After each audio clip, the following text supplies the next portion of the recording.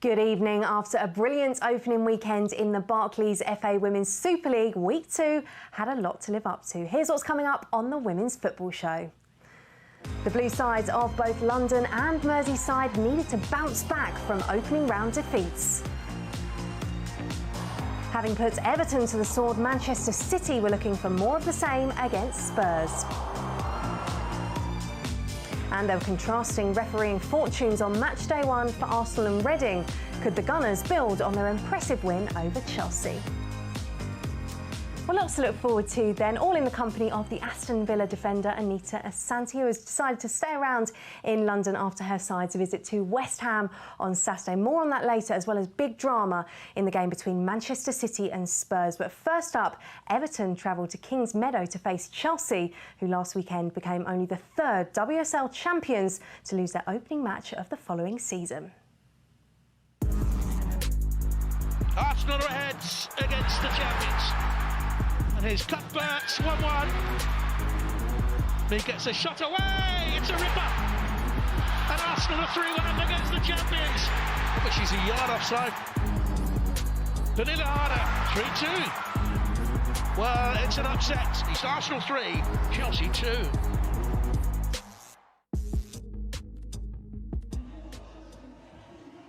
Your commentators for this one, Rachel Brown-Finnis and Robin Cowan.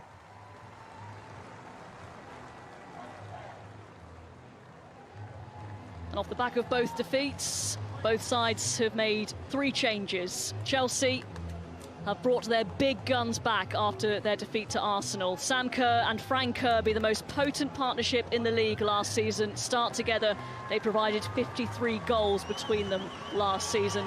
Sophie Ingle is also brought into the midfield. Beth England, Melanie Leupolz and Niamh Charles dropped to the bench. 3 changes too for Everton from their defeat to Man City. They stick with the back 3. Nicoline Sorensen is preferred to Reika Savecki. Claire Emsley starts after making a positive impact off the bench last weekend, and there's a full WSL debut for record signing Hannah Bennison. Tony Duggan, who has 11 goals in 13 in the WSL against Chelsea, and Kenza Dali are among the substitutes.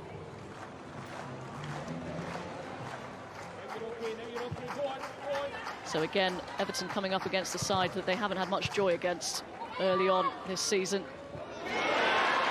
Kerr nicks the ball back at Sam Kerr.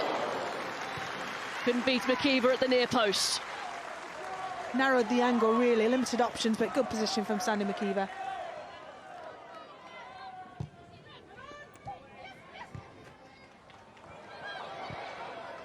Lovely, intricate play. Here's G. Kirby. Fran Kirby. Oh. Kirby off the mark for the new WSL season with a wonderful goal. What a beautiful finish. She opens up, jinks and twists. And that's sensational. And probably on the course of things, can't say that Chelsea haven't deserved it. 25 goals last season. And she's got her first of, I'm sure, what will be many this campaign. Galley. It's Ingle who got there first. It's Frank Kirby into Sam Kerr.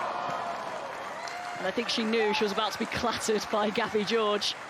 That's a big miss, though, from Sam Kerr. She will have expected to thread that one home.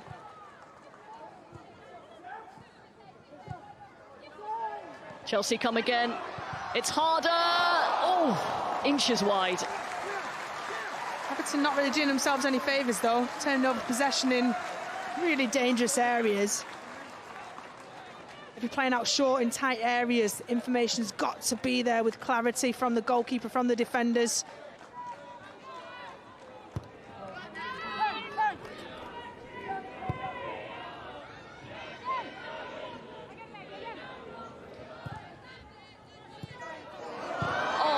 Dearie me.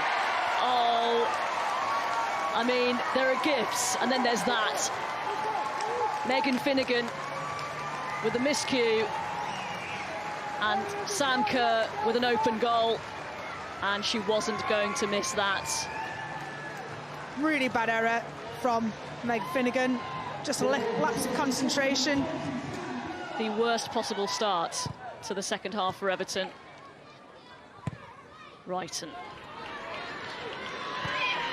Dangerous for Miller Harder. Trying to find Kerr. Kerr trying to put it on a plate for G. Unselfish in the extreme from Sam Kerr. I can't see Emma Hayes, but I can imagine she will not be happy with Sam Kerr passing from, what, 3 yards out? Cuthbert's delivery. It's Bright across the face of goal. Kirby trying to force it in, and it's a decent stop by McKeever. It was excellent when it comes from your near post side as a goalkeeper to get yourself across and in the right position to be able to make a save, get on that angle.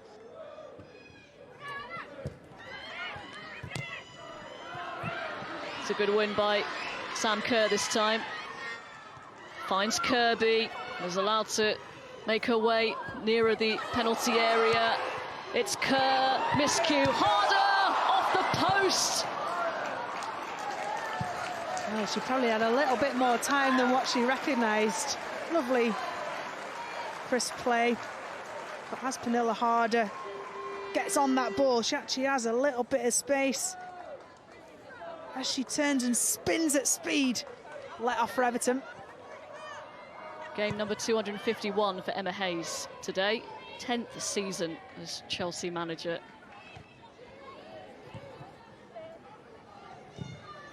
Wrighton's cross, it's Kerr!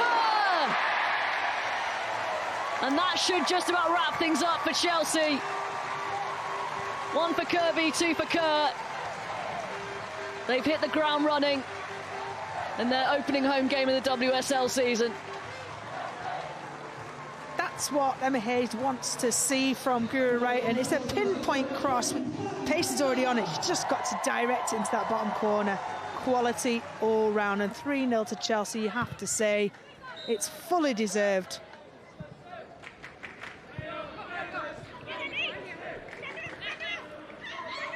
Harder.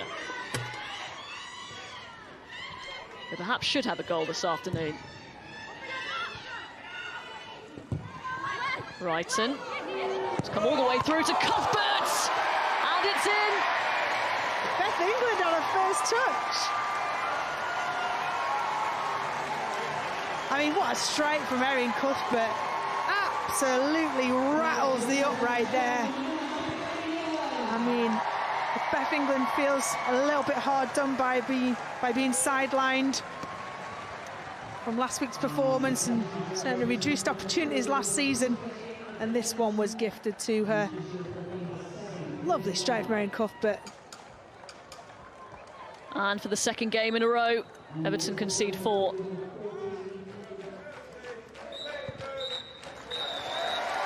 Chelsea up and running for the new season thanks to the Kerr-Kirby combination. 3 goals for them, and then a 4th for Beth England. Full time, it's Chelsea 4, Everton 0. If England can get it right with Fran Kirby under Serena, then the country will benefit, not just her club. So I'm hoping goes away an international break and they finally get it right to manage her appropriately, because Fran Kirby is one of the best players in the world, and along with Sam Kerr, they've got a partnership that they've built on from last year. I'm never worried about my job. Yeah, that's out of my control. So, you know, if I'm not here tomorrow, I'm not here tomorrow. If I'm here for another 3 years, I'm here for another 3 years. Maybe a few concerns then for Willie Kirk, but from a Chelsea point of view, Anissa, that was the perfect response, wasn't it, from the defeat on the opening day at Arsenal?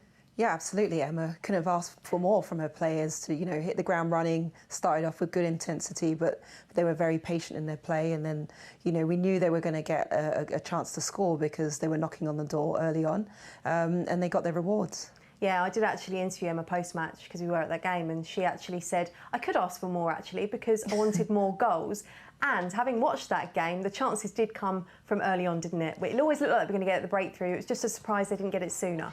Yeah, I mean, as you can see, they found lots of space in the flank, in the wide areas, and Sam Kerr got an early chance early on. And you saw the interchange of movement and the link-up play between the likes of Kerr, Fran Kirby, you know, Pernilla Harder, and in this instance, you know, a lovely chop from Fran in the inside of the box and bends it into top corner. And we saw all of that, you know, so much of that throughout the match. And it was just a joy to watch, really. Yeah, Fran Kirby up and running for the season now. That must be a defender's nightmare, isn't it? Yeah, you know, it's the way that she uses her body, and you know, it's a low centre of gravity that she just twists you inside and out, and you don't know what direction she's going to go. You know, she can take you on the outside, cut on the inside, but she's also got such good vision. You know, she's able to link up with other players and put balls on the plate for them as well. So yeah, she's not fun to come up against. Well, it was only 1-0 at half-time, but then the second goal was a bit more of a gift, wasn't it, for Sam Kerr, and then the floodgates opened. Yeah, you know, it's unfortunate. I'm sure, you know, Everton felt like perhaps they still had a chance to stay in the game, gave away a goal in an unfortunate circumstance, which Chelsea are clinical and they will punish you for those mistakes. And again, crosses from wide areas, one of Chelsea's strengths is the deliveries they have in the likes of Guru Wrighton. We saw an earlier one with Pernilla Harder. And again, capitalised off a rebounded shot from Erin Cuthbert. You mentioned there Erin Cuthbert. Fran Kirby and Sam Kerr will understandably get the headlines today, 3 goals between them. But how impressed have you been by Erin Cuthbert in both of the opening games? Yeah, I just think Erin offers you so much. You see here, she's aggressive and pressurising the ball and winning balls back for her team. She played wing back. We're used to seeing her just doing making attacking runs, but she was able to recover and win back balls for her team and link up with other players. Had a lovely strike as well, which was unfortunate to hit the crossbar. But she's dogged in her attitude, to working hard for her team, and you see that throughout the game. What about from an Everton point of view? Because we can wax lyrical about Erin Cuthbert here, but she was given a lot of space. The defending perhaps wasn't so good. Even if Willie Kirk says he isn't worried about his job, how worrying is it for them, the fact that it's a start to the season with back-to-back 4-0 defeats? Yeah, I mean, it's tough for this Everton side, having played 2 of the top sides in the WSL in the opening, part of the season. 2 heavy defeats. I think they lacked a little bit of leadership and game management, I think, at times, and they didn't really get an aggressive press on Chelsea in those wide areas, especially in their defensive half. So you can't afford to give teams like that much space. Well, next up, Manchester City had won all 3 previous WSL clashes with Tottenham, scoring at least 3 times in each of those. And having put 4 past Everton last time out, as we just said, would it be a case of déjà vu for Spurs? Here's Lasada off the post and in. Janine Becky, it's 2-0. Shaw, and it's 3. Everton are falling apart here. That is absolutely brilliant from Steph Horton. Commentary comes from Laura Bassett and Nigel Adderley.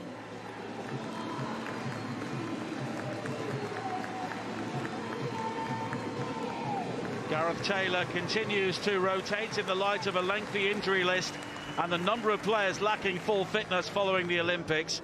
The former Spurs defender Alana Kennedy makes her full WSL debut, while Ellen White, Georgia Stanway and Lauren Hemp all come into the side which won 4-0 at Everton.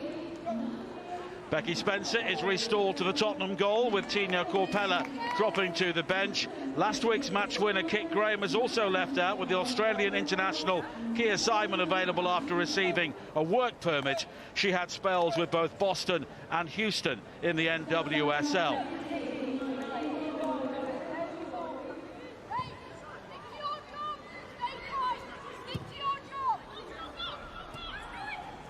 Horton working the ball wide again, and the early cross is sliced behind. Zadorsky was put under pressure by Ellen White, and City have the game's first corner. A really good ball in from Esme Morgan. Greenwood will take the corner. It will be an in-swinger. And it's flicked on and straight in. Manchester City have the perfect start. And from a Tottenham point of view, the defending there was very poor indeed. What a header that is from Lauren Hemp. She knows exactly where she's putting it. Great contact, good direction, and Becky Spencer in the Spurs net has got no chance.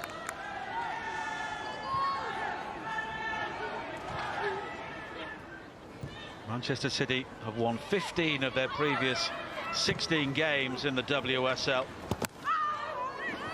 And that was a firm challenge. Neville was involved, and the yelp of pain from both players will lead to the medical teams coming on. Esme Morgan, the player down for Manchester City, and it's Esme Morgan who has been shown the yellow card. It's sympathetic applause from both sets of players and the crowd here at the Academy Stadium.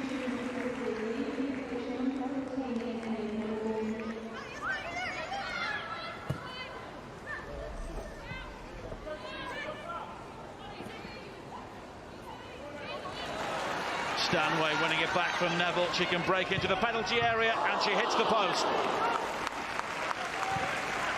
Well, if you give Manchester City a glimmer of a chance in that sort of area, they usually make you pay, but Spurs got away with that. Rather like the game at Goodison Park last week.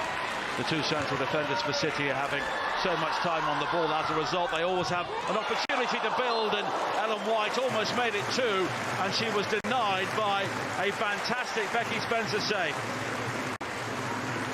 When Man City get in down the side, you just feel a real tempo change.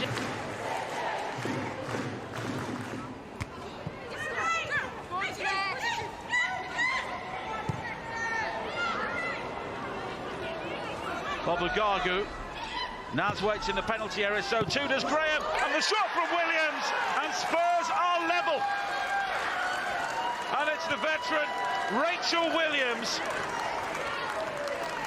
and Manchester City concede their first league goal of the season. And it's credit to Tottenham, who did not cave in the early stages, and now they have equalised. They've certainly made Man City pay for all those chances that they've missed so far. And now Williams has robbed Kennedy, and she's played it forward towards Naz. Jessica Naz is very quick, but she's unable to supply the finish, and Tottenham almost take the lead. All of a sudden you can feel a mentality shift, can't you? It's a big warning for City.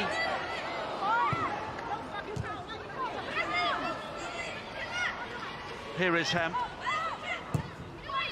The low cross in is flicked on, and the shot fired towards goal. Brilliant save by Spencer. And Manchester City are denied again. Georgia Stanway this time. We've seen it time and time again that go top corner, but she decides to use the instep rather than her laces. Can Spurs provide a late twist in the tail here? It's wide to Addison, and the cross in, and it hits the post, and it's deflected in, and the goal has been given. That is remarkable. Good ball in by Addison. Did Rosella Ryan connect with it with her arm? Well, Manchester City will have a long look at that, but Ayan clearly used her hands. It then hit Horton, off the woodwork, off Taib, and Gareth Taylor can't believe it. Man City are obviously a great side, but we were giving them every inch of a match across the course of the pitch. So, you know, we have to go in all those situations thinking we can get something out of it. We're all gutted, to be honest. We weren't ruthless enough. We weren't clinical. We created loads of chances. It just didn't happen for us today. And I think now it's important to stick together, regroup, go away on international, do your thing there, and come back together and really hit the ground running. Obviously, I haven't seen it back, so I've got no idea. But it just looked like a cross. It looked like Ros went to head it, and other than that, you know, we ended up getting a touch on it, which I couldn't really see the final touch either, to be honest. Well, a huge surprise win, I think it's fair to say, for Spurs. But Anita, I think all of the talk after that one is going to be the nature of their winner. Should it have stood? What did you make of this decision?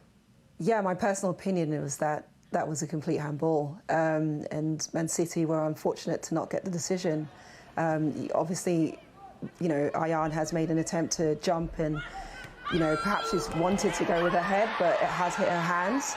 And has led to them getting an advantage in the box and scoring from it.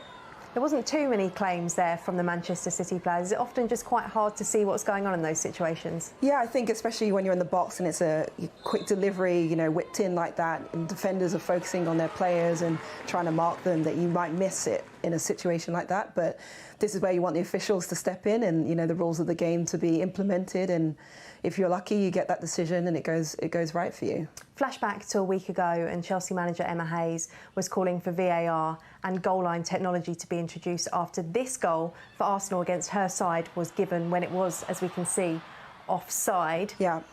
What's your thoughts on the implementation? Do we need to see goal line technology and VAR in the WSL now?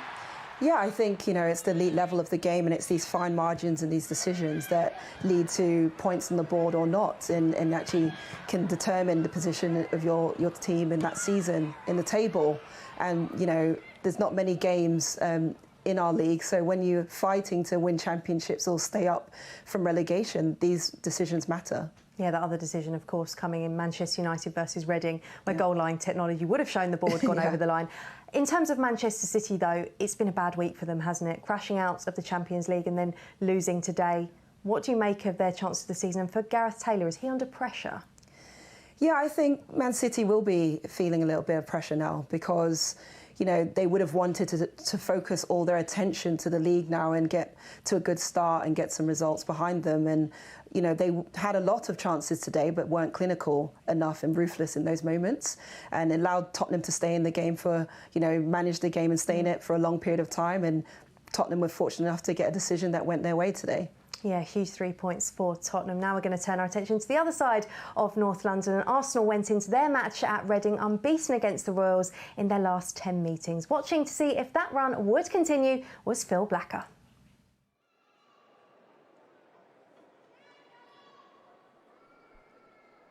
Very congested penalty area awaiting the delivery here. McCabe standing over the corner. And does deliver dangerously where it is met by Beattie. The opening goal for the Gunners. Jennifer Beattie rising highest here to get the definitive touch.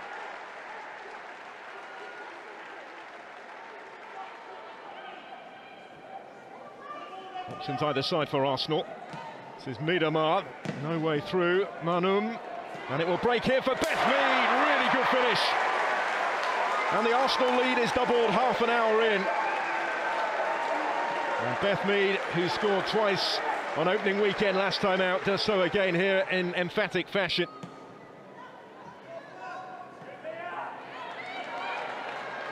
Williamson with the through ball, Mead's in all sorts of space.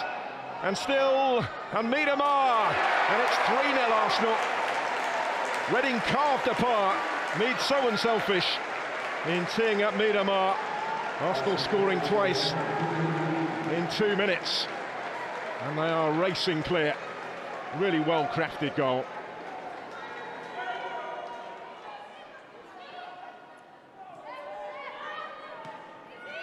Here's Meads in space. Time to set herself and deliver for Miedemar. Cushioned header across the keeper and in. And it's 4. Arsenal racing towards a 6th successive away win in the WSL. And a second goal of the game for Vivian Miedemar. Made by Meads. And the goalkeeper Rhian Stewart only brought into the team in the warm-up today, given no chance.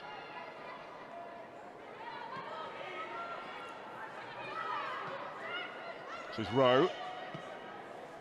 Deanne Rose brings it under control beautifully, does have options in the middle. A big shout there for the handball, and it comes for Eikeland. Good save, Zinsberger, who got a boot to it to keep Reading out. But they were appealing for the penalty here. Did it hit the hand of Williamson? Not given.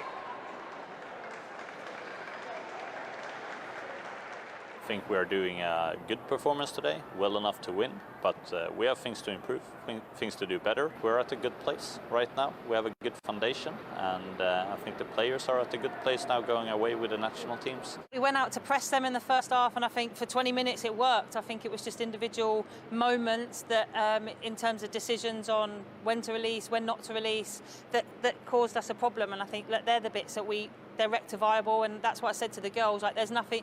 Arsenal didn't carve us open today. There were decisions that the individuals made at that time, and we can work on that stuff and make sure it's better for when we go into Tottenham. Well, Kelly Chambers may not be too concerned about her side's performance, but as for Arsenal, they were brilliant again, weren't they? Particularly, once again, Vivianne Miedema and Beth Mead. Well, you know, Miedema reaching 100 goals in the week, you know, she's on fantastic form, and they have a lot of confidence starting the season positively with a win. And I think today they showed that again, you know, that confidence and that ruthlessness in front of goal, and the link up between the likes of Miedema and Beth Mead is frightening at the moment. Yeah, what a title race we've got on our hands already. Now, Arsenal face Manchester City at home in 2 weeks' time. We cannot wait for that one. Right now, though, it is time to round up the other 3 WSL ties over the weekend, which includes Anita's trip to East London. But we start with Leicester's first ever match at the King Power Stadium. They were up against Manchester United. Newly promoted Leicester were hoping to respond to their opening weekend defeat to Aston Villa. But it was the visitors, Man United, who took a deserved lead in the 36th minute. Ella Toon's thunderous strike, leaving Kirsty Lavelle helpless between the sticks. Defender Maria Thorosdotter made it 2-0 minutes after the restart, latching onto a clearance off the line from Molly Pike. Abby McManus got one back against her former club on the 61st minute, finding space at the back post to head in from the corner. The United keeper Mary Earps thought she'd kept the ball out, but eventually the goal was given. A weak clearance from Ashley Plumtree fell kindly to Honor Badger, whose shot was blocked by Sophie Howard. When the ball returned to Badger, her right foot strike crashed against the woodwork. United hit the post again later in the half after Jackie Groening's strike was brilliantly blocked by Leicester's Abby McManus. A slip from Plumtree then allowed Kirsty Hansen to cut the ball back to Toon, whose shot rebounded kindly to substitute Martha Thomas, and United's 2-goal lead was restored. Their advantage was almost increased by Kirsty Hansen, if not for an excellent goal line clearance by Plumtree to keep the score at 3-1. That's now 2 wins from 2 for United. Birmingham hadn't won any of their last 4 WSL clashes with Brighton, and the signs didn't look good after 2 minutes when the hosts failed to deal with the first corner of the game, Victoria Williams pouncing for an easy finish. When Sarah Ewan's strike was pushed back into play by Megan Walsh, an accidental back pass from Danny Kirkdyke presented Birmingham with the chance to level the score, but some excellent closing down from Brighton maintained their narrow advantage. A deep ball in from Maya Leticia just before the break saw Harriet Scott tumble into the back of Eileen Whelan, and a penalty was duly awarded. Inessa Cagman calmly stepped up and extended the visitors' advantage. Danielle Carter found space down the left not long after the restart, and with the Birmingham defenders backing off, was able to cut into the box, making it 3-0 to Brighton.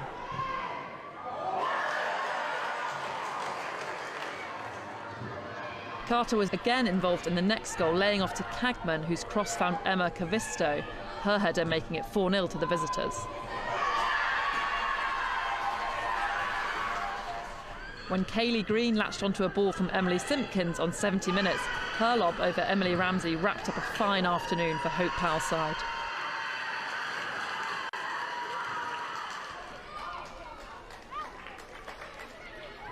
West Ham failed to win a single league game at home last season, but the hosts started much brighter against Aston Villa. Claudia Walker's through ball caused problems, which Villa didn't deal with, and Lisa Evans' cutback was calmly finished by Adriana Leon, her first WSL goal in over a year.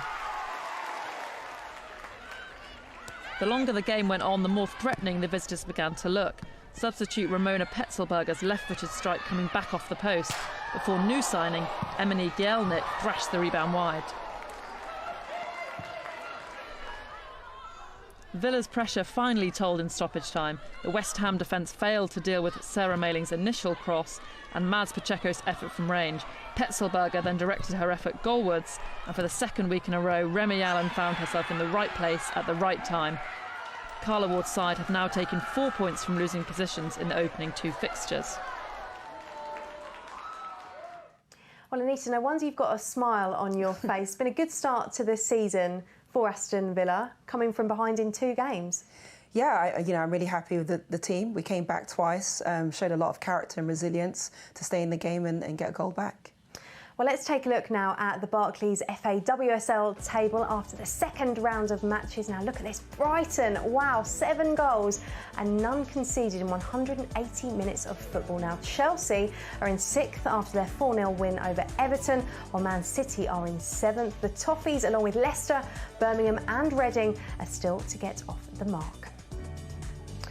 Elsewhere in the Women's Championship today, and Tasha Fenton scored one of the goals of the day for Blackburn as they beat Watford by 3-1. As you can see, the ball broke to her on the edge of the box and she rifled it in off the crossbar to put her side 2-0 up. Anita, that is not a bad finish at all, is it? Yeah, it's a great finish. She just set herself up nicely, little touch with her left foot and fantastic strike. I tell you what, let's take a look at all of the results from all of the day's championship matches.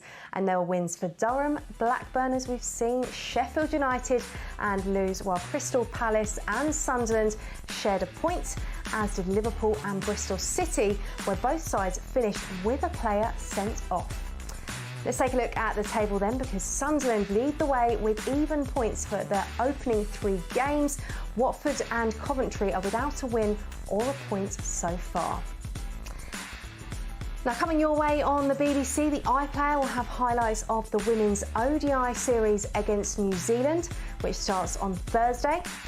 Also on the iPlayer, there's highlights of today's Great North Run. The Football Daily is your one-stop shop for all the latest news and reaction, available on BBC Sounds. And there is this. Welcome to Match of the Day X. Where's Lineker? You look nervous. No, I'm ready. XYZ. Is Spider-Man an Avenger? They complain. How are you doing? Team, perfeito. Now on ahead. We're in heaven, aren't we? Your Portuguese is good also. Oh, thank you. BBC Three's MOTDX, streaming now on iPlayer. Yes, plenty to look forward to, but let's finish by focusing in on the WSL, because we were at Chelsea, so it was the live game on BBC Two. What a weekend of results. The title race is really shaping up to be quite interesting after only 2 match weeks. Yes, it's looking very exciting. I think it's opened up. You know, we didn't expect the champions to lose on the opening game. Arsenal look like they're full of confidence. Man City, you know, unexpectedly dropping points today just opens it up. And I think it's just so tight. It's going to be very tight at the top. And of course, Manchester United getting another win this weekend as well. Exactly. They want to be talked about in that title race. Yeah, I'm sure they do. And, you know, it just makes it exciting, I think, for everyone to just, you know, try and stake a claim within the top 3, top 4. Yes, well, it has been a brilliant weekend.